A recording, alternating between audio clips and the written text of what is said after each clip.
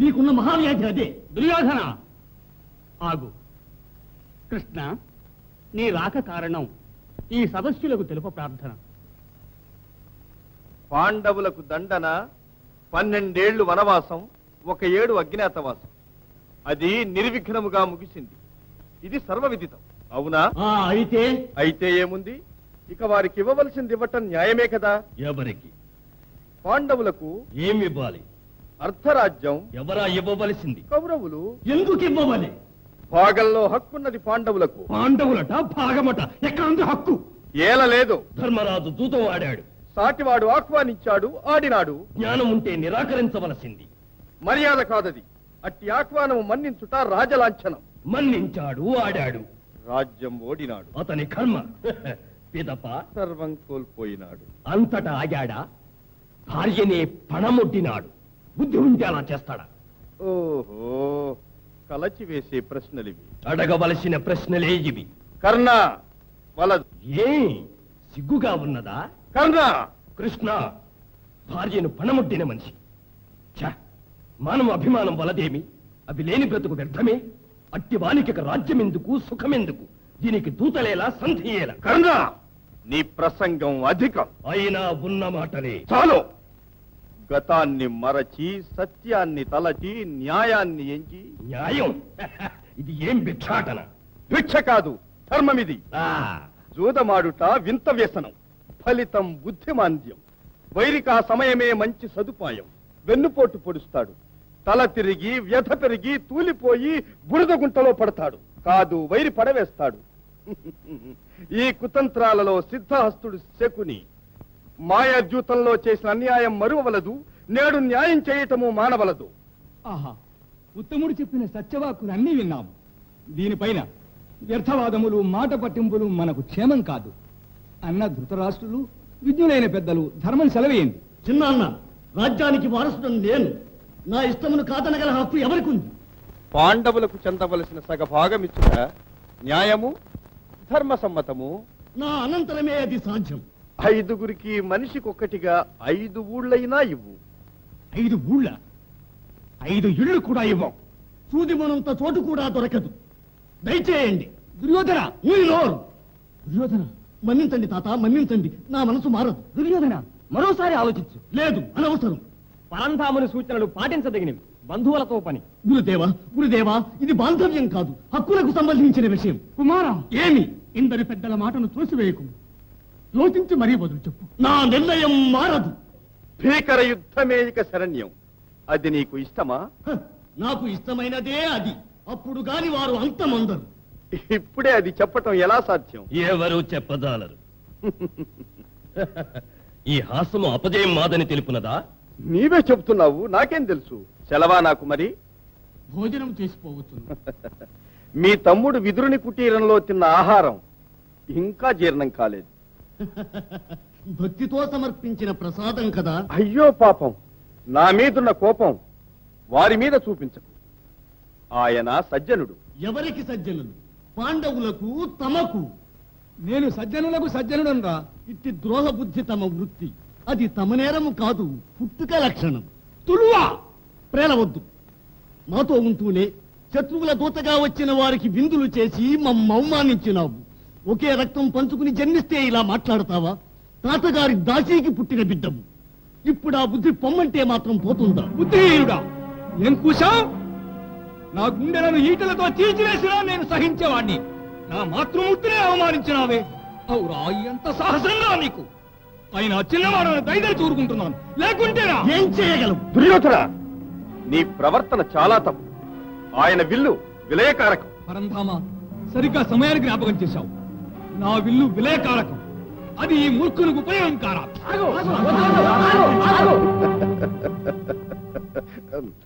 లోకంలో శౌర్యానికి మారుపేరైనట్టి దివ్య ధనుసు విష్ణువు చేతి ఆయుధం. అది ముక్కలైంది. ఇతని శౌర్యము ఒక్కలైంది. దుర్యోధన, ఈ సమయమున నీకు విపరీత నష్టం శోచనీయం. నా ప్రాణాధికమైన కర్ణుడు నాకున్నాడు. అతన్ని మించిన వీరుడా ఇతడు. తొందరపడకు. కర్ణుని శౌర్యం నేను చూడలేదు, విన్నాను. అయినా ఇంతవరకెన్నో యుద్ధాలు చూచిన వారు భీష్మాచార్యుడు. యుద్ధతంత్రం ఎరిగిన వారు. వారి సహాయం లభించుటే నీకొక మహద్భాగ్యం. కర్ణ, నీవు కోప్పడకు, నిన్ను నేను కించపరిచానని. సరే, నేను మరలిపోవలసిందేగా. పునరాలోచన కావించి సరి అయిన సమాధానం చెప్పగలవా? ఇచ్చినదే మా తుది సమాధానం. మనం తిరిగి కలుసుకోవడం ఎక్కడ? భండన భూమిలో. కృష్ణ, నా బిడ్డలకు 5 గ్రామాలు కూడా ఇవ్వనని పట్టుపట్టాడే దుర్యోధనుడు. ఇది ఏమి న్యాయం? నన్నేం చేయమంటావత్త? న్యాయం వివరించాను, ధర్మం బోధించాను, కాని సూది మొనంత స్థలమైనా ఇవ్వ నిరాకరించారు. సరే, ఇక మన కర్తవ్యం ఏమిటి? నీ బిడ్డలు నీ సొత్తు. భావి కర్తవ్య నిర్ణయం నీది. కృష్ణ, నువ్వు దొంగవు, నన్ను శోధిస్తున్నా. ఐశ్వర్యంలో పుట్టి ఐశ్వర్యంలో పెరిగి ఇందరు వీరపుత్రులకు మాతనై తుదకి పగిది పొట్టకూటికి పరుల పంచల పడి ఉన్నాను. ఇదే అందరికీ మహదానందమైనచో నా ప్రాణాలు పరుల ఎంటనే విడుస్తాను. యుద్ధ నివారణకై నీకు కుటీరవాసమైన సమ్మతమేనని తలచాను. కాని నా ఆశ నిరాశయ్యింది. అత్త అత్త, వద్దమ్మా వద్దు. అది రాజదృష్టి. ఆ చూపంటేనే నాకు భయం. లోకాన్ని ఏడిపించడమే నీకు ఒక వేడుకైనదే. ఈ అభాగ్య జీవిపై నీకు సానుభూతి కలుగునా? నా బుద్ధి లక్షణం అది. సతతము ఆనందమునే అభిలషించువాడను. సరే, అది అలా ఉంచు. అత్త, యుద్ధం నిశ్చయం, విజయం నిశ్చయం. విజయమా? ఎవరికి? దుర్యోధనుని. కృష్ణ! ఎంత కలవరమత్తా నీకు! దుర్యోధనునికి కాదనేగా నేను అనబోయాను. కృష్ణ, దుఃఖముతో ఇదివరకే నా గుండెలు కుళ్ళిపోయినవి. ఇంక నీ పరిహాసములతో నన్నిలా బాధించవలదు. కర్తవ్యం నీవే చెప్పరాదా? ఇప్పుడిక జయాపజయాలు నీ చేతిలో ఉన్నవి. మళ్ళీ పరిహాసమా కృష్ణ? కాదత్త, యథార్థమే నేను చెప్పేది. ముందు ఇప్పుడు నీ ఒక మాట దాచక చెప్పు. అత్త, కన్య వయస్సులో నీకొక పుత్రుడు పుడితే అతన్ని నదిలో వదిలిన మాట నిజమేనా? కృష్ణ, ఈ విషయము నీ తండ్రికి కూడా తెలియదే. ఎవరు చెప్పారు నీతో ఇది? నా చెలికి ఒక్కతికే తెలుసు. అదెప్పుడో చనిపోయిందే. పాపకార్యాలు దాచిపెట్టిన దాగవత్త, అవి ఎప్పటికైనా బయటపడతాయి. కృష్ణ, నన్ను మన్నించవా? అత్త, సర్వము తెలిసిన వాడవు. తాడు చేసిన ఆ అవినీతికి నేడనుభవిస్తున్న పాపం చాలు బాబు. నన్ను కాపాడు. అత్త, నీ ప్రథమ పుత్రుడు జీవించియే ఉన్నాడు. ఏంటి? నా పుత్రుడు జీవించే ఉన్నాడా? ఆ, ఎవరతను? కృష్ణ, త్వరగా చెప్పు. నీ పుత్రుడే నీ శత్రువు. అర్జునుని తుదముట్టింతునని ప్రతిజ్ఞ పూనియున్నాడే అతడే అతడు, కర్ణుడు. ఎవరు? కర్ణుడు? కర్ణుడు నా పుత్రుడా? అయ్యో, ఒకే రక్తాన్ని పంచుకు పుట్టి ఒకరికొకరు శత్రువులైనారా? కృష్ణ, నీ లీలా వినోదం హృదయ నిర్భేదం. అది అలా ఉంచు. వెంటనే నీవు బయలుదేరి కర్ణునింటికి పో. అవును, నేను అదే అనుకుంటున్నాను. అతన్ని మనతో చేర్చుకున్నట్లయితే శత్రువుల గర్వమణుగుట నిశ్చయం. ఆహా ఆహా, చక్కని ఆలోచన. అత్త, నీ ప్రయత్నం జయప్రదం కావచ్చు. అత్త, అది ఫలించకపోతే ఆ మీదటైనా ఈ విధంగా ప్రయత్నించు. సరే, నా కోరిక నెరవేరదు. పోనీ నీ కోరికే చెప్పు. నీవిటు రాకపోయినా 2 వరములైనా ఇవ్వు అని అడుగు. వరముల? అవును. ఏమిటది? అది రహస్యం. అర్జునుని అంతము చేతునని అతను దుర్యోధనునకు మాట ఇచ్చి ఉన్నాడు. అర్జునుని సంహరించున్నది కర్ణుని వద్ద ఉన్న నాగాస్త్రం ఒక్కటే. అది ఒక్క మారుకు మించి ప్రయోగించనని ఒక్క వరం అడుగు. అది మొదటి తడవే అర్జునుని అంతం చేయదా? అవును, చేయవచ్చును. అయ్యో కృష్ణ! ఏమిటత్త, యుద్ధంలో నేనుండేది అర్జునుడు ముందేగా. అది జరగకుండా నేను ఉపాయం ఆలోచిస్తాను. దానికి నీవు భయపడవలదు. సరే, ఆ రెండవ వరం? అర్జునుని తప్ప మిగిలిన నలుగురిని చంపనని అతని వద్ద వాగ్దానం తీసుకు. కృష్ణ, అందువలన కర్ణుని ప్రాణానికేమీ ఆపద రాదుగా. అదిప్పుడు ఎలా చెప్పగలం? ఒకవేళ అతనికి ఆపద వచ్చినా రావచ్చును. ప్రథమ పుత్రుడు, అతని మరణము మాత్రము నా మనసెట్లు భరించగలదు. ఏమైనా నీకు ఆశ అధికం అత్త. పగవారందరూ మడియవలే, నీ పుత్రులు మాత్రం సౌఖ్యముగా బ్రతకవలే, అంతేగా? మానవ మాతృలము, మోహ వివశులము. అత్త అత్త, నీవు ఒక ధర్మాన్ని మరువవలదు. బలవంతుడుగా ఒకడు జన్మించవచ్చు, కానీ పెంపకం వల్లనే అతడు గుణవంతుడుగాను మారగలడు.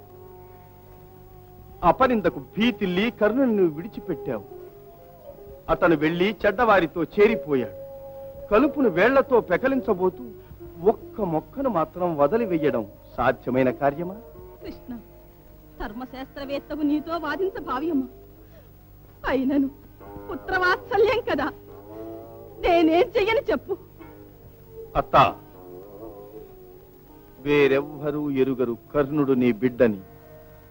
చేజారిపోయాడు. సద్బుద్ధితో గతం మరచి వచ్చి చేరతాడేమో. ఆ మాట అతన్ని అడిగి చూడు. నా బోటి ఒక పాపిని కర్ణుడు తల్లిగా పొందినందుకు జీవితంలో ఎంతటి అవమానము ఆపదలు అనుభవించాడో. అత్త అత్త, బయలుదేరు. చివరకు యుద్ధానికి తాంబూలాలు పుచ్చుకొనడమైనది. తరువాత జరగవలసిన కార్యక్రమం ఏమిటి? యుద్ధశాస్త్ర ప్రకారం మొట్టమొదట దళపతి ఎన్నిక జరగవాలి. మహావీరుడు కర్ణుడే దళపతి. దుర్యోధన, తొందరపడవద్దు. మహావీరుడన్నంత మాత్రమున ఆ పదవి లభించదు. వయసు అవసరమా? సందేహమా? వయోవృద్ధులైన వారికి విల్లిస్తే చేతికర్రగా ఉపయోగిస్తారు. అట్టి విల్లెక్కు పెట్టుటకు నాబోటి యువక వీరులే అర్హులు. వట్టి మతకర ఉండేది. తాత, కోపపడవలదు. కర్ణుని మాటల్లో అర్థం ఉన్నది. లేదు, 6 బయలులో బాణాలను ప్రయోగం చేసినంత మాత్రముననే అది శౌర్యము కాదు, వ్యర్థ ప్రసంగం, వట్టి వాచాలం. శౌర్యమే ఉంటే వచ్చి నన్ను ఎదిరించవలే. కర్ణ, మాటలతో పాటు వైషమ్యములు పెరుగును. ఓర్పు అవసరం. నా మాట ఆలకించండి. కర్ణుని కన్నా ఎన్నో యుద్ధాలు చేసిన అనుభవం గలవారు భీష్ముడు. ఇది గుర్తుంచుకోండి. అక్షరాలా నిజం. తన మట్టుకు ఏనుగు మహాబలము కలదే కావచ్చు. మృగరాజు అను సార్థక నామానికి రాజఠీవి గల సింహమే అర్హమని మరువవలదు. అందుచేత ఏనుగును స్వప్నంలో వేధించు క్షత్రియ సింహం ఒక్కటే నాయకత్వానికి తగి ఉన్నది. అదే మాదిరిగా ఈ నాయకత్వానికి వృద్ధ బ్రహ్మచారులు భీష్ములే అర్హులు. ఈ సైన్యాధిపత్యం వారిదే. బహుముఖ ప్రజ్ఞాశాలి వారే మన సేనాపతి. పుట్టు పూర్వోత్తరాలు లేక ఎక్కడో పుట్టిన పూచిక పుల్లకు ఎవరూ పట్టం కట్టి ఇవ్వరు. ఇది నా ఉద్దేశం. మిత్రమా, నాకు సంభవించినట్టు కులహీనతను లోపంగా ఎంచిన అవమానాగ్నిలో కాల్చివేస్తున్నాడు ఈ అహంకార పూరితుడు. తల్లి తప్పిదం పుత్రుడు మోస్తున్నాడు. నా పాపమిది. ఏం చెయ్యను అమ్మా? కర్ణ, మహావీరుడవు, కలత పడకూడదు. నా క్షేమమే నీ ధ్యేయం, అది మరువకు. విజయం మనకు ముఖ్యం. దుర్యోధన, పితామహులు భీష్ములే దళపతి కాగలరు. మన పెద్దలను గౌరవించుట మనకే గౌరవం. అలాగే కానివ్వండి. తాత భీష్ములే దళపతి. ప్రభు, ఇదిగో వీర ఖడ్గం.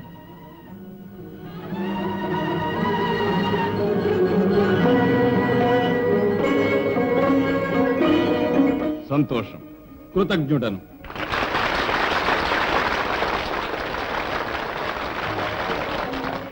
సర్వసేనాపతి, ఇప్పుడే నానావిధ సేనా నాయకులను మీరు ఎన్నుకుని నియమించవచ్చును కదా? అవును, ఇప్పుడే నియమించగలవాడను. మహాజనులారా, ఏ విధమైన సహాయము లేక ఒంటిగా నిలిచి పోర సామర్థ్యము గల మహావీరుడే అతిరథుడని అనబడగలడు. దానిని బట్టి భీష్ముడైన నేను, ద్రోణాచార్యులు, వారి పుత్రుడు మహావీరుడు అశ్వత్థామ అయినట్టి ఈ ముగ్గురము అతిరథులం అవుతున్నాము. తరువాత శల్యుడు, భగదత్తుడు, భూరిశ్రవుడు వీరు ముగ్గురు మాత్రం యుద్ధమున ఒక్క రథ సహాయముతో మాత్రమే పోరు సల్పు మహారథులుగా నియమిస్తున్నాను.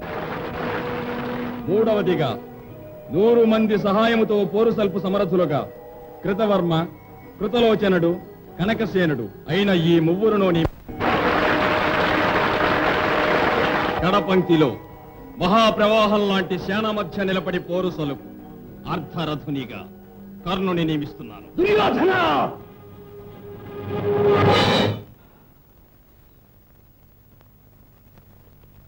నేను అర్థరథుడనా? సాధారణ సైనికుల మధ్య నిలబడి పోరు సల్పు వట్టి అనామకుడనా? భీష్మ, శౌర్య సాహసాలే ఉంటే నీవు నియమించిన ఈ సాధారణ అర్ధరథునితో అతిరథునిగా దళపతిగా మహావీర వీకు నీవు నన్నెదిరించి నిలబడి పోరాడు. చేపట్టు నీ ఖడ్గం. నా మీద ఒట్టు. ముందు నీవు ఆ ఖడ్గమరలో ఉంచు. దుర్యోధన, నేను అర్ధరథుడనా? నా మాట విను. ఖడ్గమరలో పెట్టు. భీష్మ, అసూయ కారణముగా పగ సాధించగోరు దుర్బుద్ధివి. దళపతి అర్హత గలవాడివేనా? న్యాయం ఆలోచించి చెప్పు. న్యాయాన్యాయముల విచక్షణ నాకొక్కడికే తెలుసు. ఆ ధర్మాధర్మాల చర్చకు నీకు అర్హత లేదు. గుంటె నక్కకు పెత్తనమిస్తే పొలాల్ని పాడు చేస్తుంది, స్వార్థం చూసుకుంటుంది. అట్టి పెద్దరికమే నీది. ఆ నక్కలే కార్యం జయప్రదం చేయగలవు. కర్ణ, నేడు నేను నీ దళపతిని. మర్యాదగా నేను చెప్పినట్లు చేసి పడి ఉంటూ పో. మిత్రమా, నీ ప్రేమజాలంలో కాదు, నీ ఇనుప పంజరంలో చిక్కుకున్నాను. ఎంత అన్యాయం, ఎంత అక్రమం! నిండు సభలో ఇదే నా నిర్ణయం. భీష్ముడు దళపతిగా ఉండి నడుపు ఈ పోరులో నేను అర్ధరథున్నే కాదు, అతిరథునిగా కూడా యుద్ధము చేయను. అతడు లేని రణరంగంలోనే నా వీరకరవాల విహారం, వైరి వీర సంహారం, నా మిత్రుని విజయ పతాక ప్రళయ విన్యాసం. నా ఖడ్గం మీద ఒట్టు వేసి చెప్తున్నాను, భీష్ముడు బ్రతికి ఉన్నంత వరకు యుద్ధ భూమి ప్రవేశించను. కర్ణ! ఇది సత్యం. కర్ణ! మిత్రమా! కర్ణ! మిత్రమా! కర్ణ! అన్నా అన్నా, ఏం జరిగింది? ఎవరెవరి బాధలు వారికి ఉన్నాయి. చివరికి నేను పెద్ద చిక్కున పడ్డాను. ఇదెవరికి అర్థమవుతుంది? చ నీకు మిత్రుడని నేను. పోనీలే, నాకు నా కడపడి స్థానం ఇచ్చి ఆ వృద్ధ సింహము నన్ను శాసించినప్పుడు చూస్తూ ఊరుకున్నావే. నీవు నాయకుడువా? శాసించగల చక్రవర్తివా? నా ప్రాణం నీకు అవసరము, కానీ నా మానమర్యాదలు మంచగలవాలి. ఈ పాటిదే కదూ మన మైత్రి. ఛే! అంతా నా వ్రాత. నా స్నేహభావం ఆత్మవినాశనానికేనా ఇలా ఉపయోగపడవలసింది? అంతా విధికృతం. ఆ పుణ్యవతి నా కన్న తల్లే నా గొంతు కోసి ఉంటే నా బ్రతుకింత అవమానకరంగా పరిణమించి ఉండేదా? తల్లి అనే పవిత్ర నామానికే కళంకం తెచ్చిన నా తల్లి ఘోర నరక కూపంలో కాలిపోవలే. నా హృదయం వలనే ఆమె హృదయము క్షమితం కావలే. అన్నా అన్నా, దయచేసి కొంచెం శాంతించండి. మన కోపమే మన శత్రువు. ఈ ప్రమాద పరిస్థితుల్లో అంతఃకలహం ఆత్మ వినాశకరం. అన్నా అన్నా, స్నేహమునకు మారు పేరుగా జీవించిన మీరు ఏదైనా మా వల్ల తప్పులుంటే మన్నించండి. మీ ఈ ఔదార్యం జీవితాంతం మరువం. ఇది సత్యం.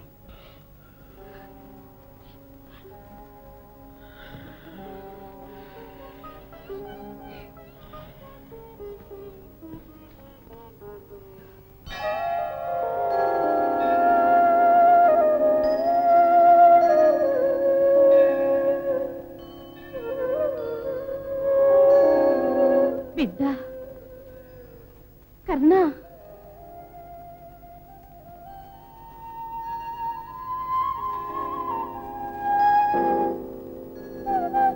రాజమాత, నేడెంత సుదినము!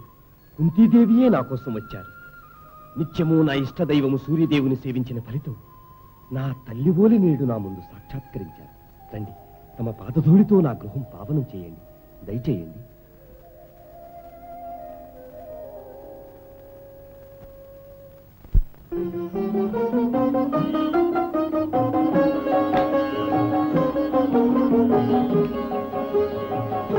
ఈ పీఠం అలంకరించండి. నా భార్యను పిలుచుకొస్తాను. వద్దు, ఇంతకాలం నిన్ను గుర్తుపట్టనే లేదు. నీతో ఏకాంతంగా మనసారా మాట్లాడవలేను. ఉండు బాబు. పలహారం ఏదైనా తెస్తానమ్మా. నిన్ను చూస్తేనే ఆకలి తీరింది. ఉజ్వలమైన ముఖారవిందం. నా పైన ఎంత వ్యాజమైన కరుణ! వచ్చినది మొదలు మీ కళ్ళలో ఆనందం, మీ నోట మంగళవచనము. నా వడలు జలధరిస్తుంది తల్లి. నా భాగ్యం. కర్ణ, ఈ హృదయం ఉన్నదే ఇది దేవుని అద్భుత బహుమానం. మానవులు అనుబంధాలు ఆధారంగా ఆశాపాశాలతో దివ్య ప్రేమానురాగాలను వృద్ధి చేయు ఒక ప్రత్యేక యంత్రం. అది మాత్రమేనా? సుఖము కలిగితే సంతోషించడం, బాధ కలిగినప్పుడు విచారపడడం, విచారం తప్పని గమనించి క్షోభించడం, ఇట్టి గుణాలే దాని స్వభావం. అదే వర్ణనాతీత సృష్టి శిల్పం. నీవు జరిగినదేదో తలుచుకొని మాట్లాడుతున్నావు. నా తలంపు అది నిరంతర వేదన. పరిపూర్ణ సలక్షణ సంపన్నుడవైన నీకు వేదనంటే విధి విలాసమే ఘోరమనవలే. కారుణ్యము లేని హృదయం ఒక పడతికి, అది మాతృదేవికి. విధినే సాకుతో నేరస్తులను తప్పించగలం, కాని ఈ మందభాగ్యుని తప్పింప సాధ్యమా? తనయునకు తల్లి చేసిన ద్రోహం ఘోరం. కుక్క బ్రతుకమ్మా నా స్థితి. తల్లి, నన్ను పరికించండి తల్లి, నన్ను పరికించండి. నా కనులు రగులుతున్నవి, రక్తం బుడుకుతున్నది, దేహము వణకుతున్నది, నా కరములు అదురుతున్నవి. ఇది బిడ్డలకు సహజం. ఆ తల్లే ఎదుటి పడితే నా హృదయాన్ని ముక్క ముక్కలుగా నరికి చిత్రవద చేసిన ఆ తల్లిని ప్రాణం తీయుట పాపమా, నరకమా? లేదు, నాకట్టి భయమే లేదు. ప్రతీకారమే నాకు స్వర్గం. బహు పుణ్యవతి బాబు నీ తల్లి.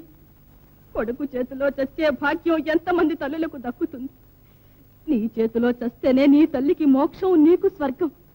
నీ తల్లే వస్తే నీవు చేస్తానన్న మాటను తప్పవుగా. ఎవరా తల్లి? ఎవరా తల్లి? తెలిస్తే చెప్పండి. ఆ తల్లిని నీవు ఎక్కడెక్కడో వెతకవలేనా? ఇదిగో నేనే ఆ పాతకిని, నేనే నీ తల్లిని.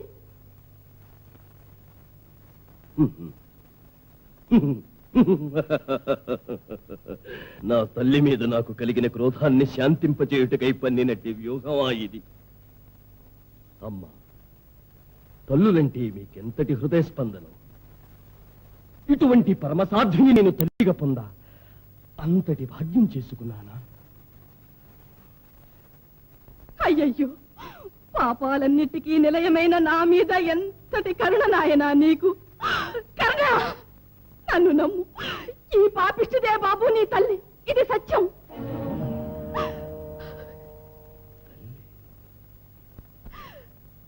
నా తల్లి ధర్మం వేరం జ్ఞానములను గన్న మాతృమూర్తి ఏనా?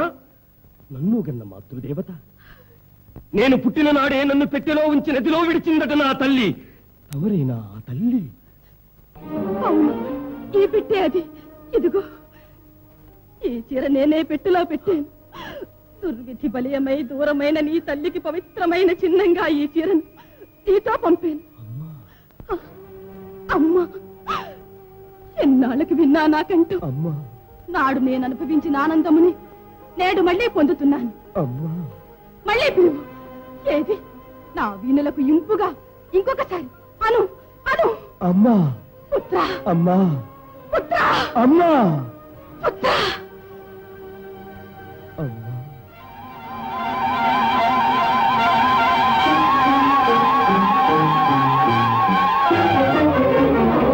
బిడ్డ, కర్ణ, బాబు,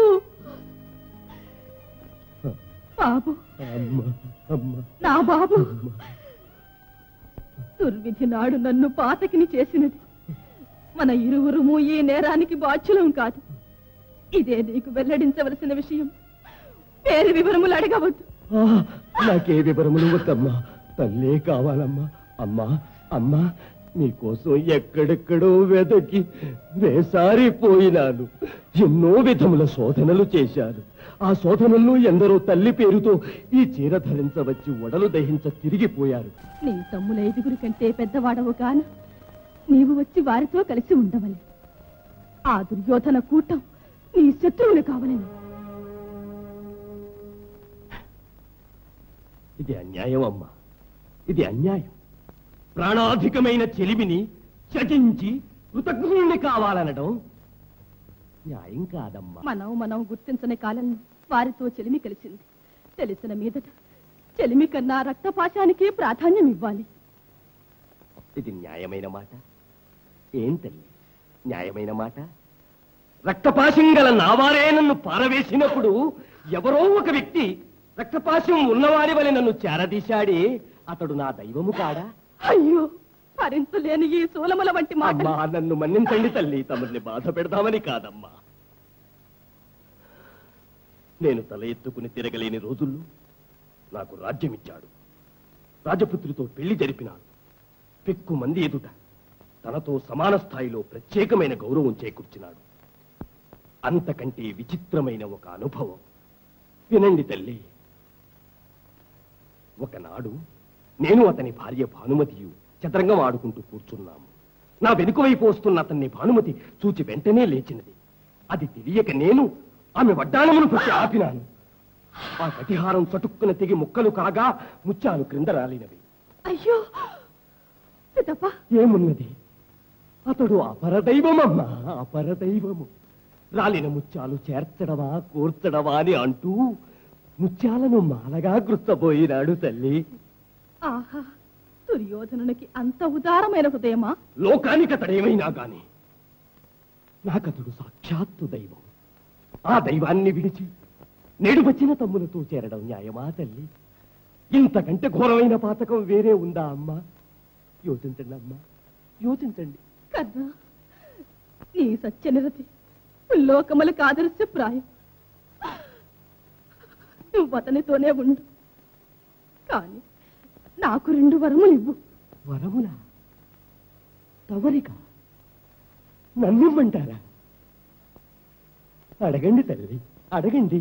నీ వల్ల నీ తమ్ములకు యుద్ధంలో ఎట్టి హాని రాకూడదు. ఈ వరము నాకివ్వు. ఇది చిక్కు సమస్య. అమ్మా, అర్జునుని అంతము చేయుటకై నా వద్ద వాగ్దానము తీసుకుని ఎన్నో ఆశలు పెంచుకుని అర్జునుని తప్ప మిగతా 4 మాత్రం ఎట్టి పరిస్థితుల్లోనూ నేను సంహరించను. ఇది సత్యం. నేను తెచ్చిన అర్జునుడితో 5, అర్జునుడు తెచ్చిన నాతో 5. అందువల్ల ఏదేమైనా 5 కొడుకులు మీకుంటారు తల్లి. దానితో తృప్తి పడండి.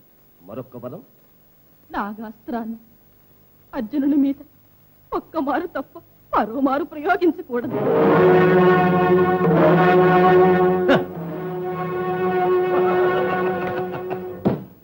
గట్టి పన్నుగడ. దైవసముడైన హితైషి ఎవరో సూచించిన దారి ఇది. ధర్మమే జయం. లిఖితం ఎలా ఉందో ఆ ప్రకారం జరుగుతుంది. నా పట్టుదల వల్ల ఫలితం అలాగే తల్లి. అర్జునుని మీద నాగాస్త్రం 2వ మారు ప్రయోగింపను. ఇది సత్యం. కలకాలం వర్తిల్లి నాకు ఆ వరాన్ని దేవుడు అనుగ్రహిస్తాడు. అమ్మా, నాకు మీరు కూడా మనసారా 2 వరములు ఇవ్వాలి. నీకు నేను వరములివ్వనా? వరములిచ్చే భాగ్యమా నాకు? ఏమిటది? నేను చచ్చే వరకు ఈ కర్ణుని కన్న తల్లి మీరేనన్న మాట ఎవరికీ తెలియకూడదు. అయ్యో, ఏమిటి మహాఘోరం! అమ్మా, ఇప్పుడున్న పరిస్థితుల్లో నేను మీ పుత్రుణ్ణని తెలిస్తే ఎంతటి విపరీతమైన నష్టాలు సంభవించును కాస్త యోచించి చెప్పండి. ఏది? నాకు మాట ఇవ్వండి తల్లి. సరే, అంతా భగవదేచ్ఛ. నీ మాటే కాని. 2వ వరం. 2వ వరం. 2వ వరం. పుట్టి భూమిపై పడిన తరువాత మాతృమూర్తి గుడిలో పవళించు భాగ్యం ఒక్కమారే కదా నాకు కలిగినది. అట్టి భాగ్యం మరో పర్యాయం లభించవలే. తల్లి, నేను చనిపోయాక అయ్యో, నీ నోటితో ఆ మాటను. నీకు మరణమే ఉండదు. మాయదేహం ఎన్నడో మసికాక తప్పదు. అందుచేత నేను చచ్చిపోగానే నా తల మీ తొడపై నిడుకుని పుత్రా పుత్రా అని దిక్కులదరునట్లు నా జనన రహస్యాన్ని ప్రపంచానికి చాటే భారం మీదే. ఇది నా 2వ వరం. ఇది ఏం వరం బాబు? గుండెలు చీల్చు వరం. బ్రతుకి అప్రతిష్ట తెచ్చి పెట్టి నీ చావుగానే ప్రతిష్ట తేవాలి. అదేనమ్మా శాశ్వత ప్రతిష్ట. ఈ వరం ఇచ్చానని అనండి తల్లి. అలాగే, ఆ ప్రకారమే కాని బాబు. తల్లి, నేను వస్తాను మరి. పొండి తల్లి.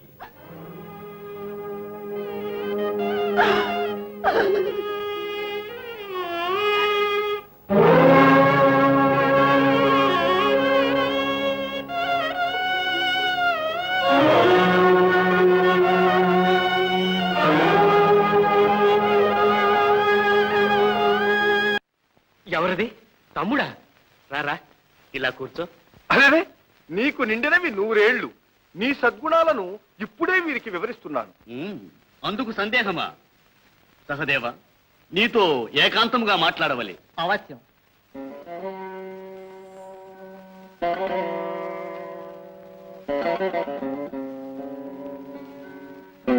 కూర్చోండి అన్నయ్య. ఏమిటి మీ ఆజ్ఞ? తమ్ముడు,